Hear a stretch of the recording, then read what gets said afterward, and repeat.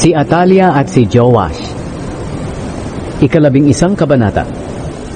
Nang malaman ni Atalia na patay na ang anak niyang si Ahazaya na hari ng Huda, nagpasya siyang patayin ang lahat ng miyembro ng pamilya ng hari ng Huda. Pero iniligtas ni Jehosheba ang anak ni Ahazaya na si Joash, nang papatayin na ito, at ang iba pang mga anak ng hari. Si Jehosheba ay kapatid ni Ahazaya, at anak na babae ni Haring Jehoram.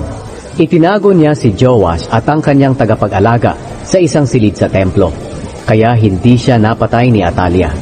Sa loob ng 6 na taon, doon nagtago sa templo ng Panginoon si Joash at ang tagapag-alaga niya, habang si Atalia ang namamahala sa kaharian at lupain. Nang ika-7 taon, ipinatawag ng paring si Jehoiada ang mga pinunong personal na tagapagbantay ng hari at mga gwardya ng palasyo para papuntahin sa templo ng Panginoon. Gumawa siya ng kasunduan sa kanila at sinumpaan nila ang mga ito roon sa templo ng Panginoon. Pagkatapos ipinakita sa kanila ang anak ng hari. Sinabi niya sa kanila, "Ito ang gagawin nyo.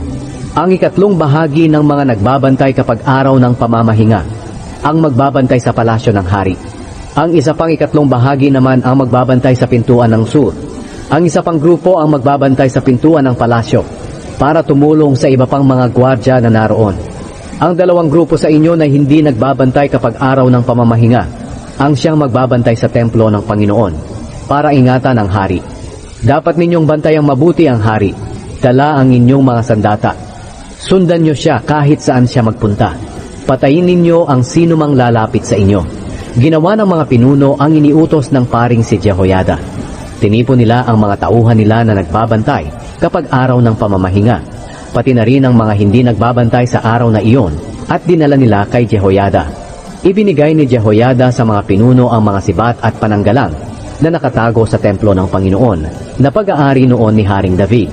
Pumwesto ang mga armadong gwardya sa palibot ng templo at ng altar para protektahan ang hari. Pagkatapos, inilabas ni Jehoiada si Joash na anak ng hari at kinoronahan. Binigyan niya ito ng kopya ng mga kautusan ng Panginoon. Idineklara siyang hari at pinahira ng langis bilang pagkilala na siya na ang hari. Pagkatapos, nagpalakpakan ng mga tao at sumigaw, "Mabuhay ang hari!" Nang marinig ni Atalia ang ingay ng mga gwardya at ng mga tao, pinuntahan niya ang mga ito sa templo ng Panginoon.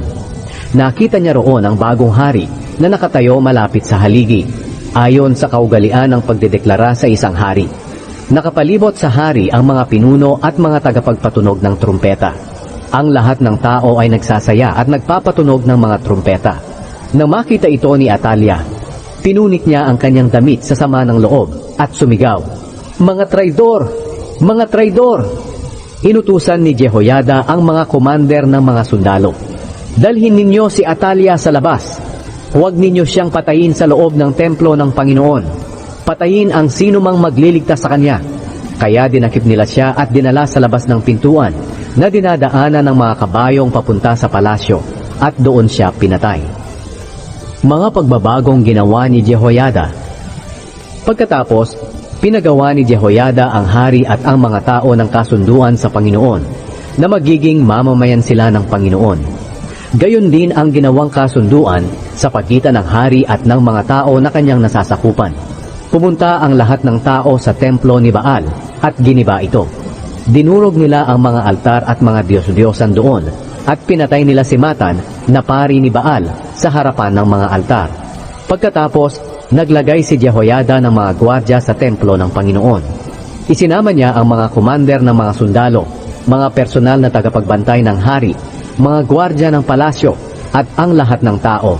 Inihatid nila ang hari sa palasyo mula sa templo ng Panginoon. Doon sila dumaan sa pintuan ng mga gwardya. Pagkatapos, naupo ang hari sa kanyang trono. Nagdiwang ang mga tao at naging mapayapa ang lungsod matapos patayin si Atalia sa palasyo.